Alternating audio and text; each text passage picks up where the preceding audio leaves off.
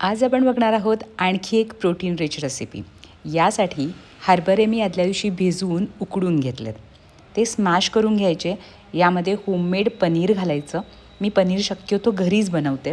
आलं लसूण घालायचं, धने जिरे पावडर, गरम मसाला, मीठ, हिरवी मिरची, 2 ते 3 टेबलस्पून हरभऱ्याच्या डाळीचं पीठ, हे सगळं छान एकजीव करून घ्यायचं आणि याच्या टिक्की बनवून घ्यायच्या।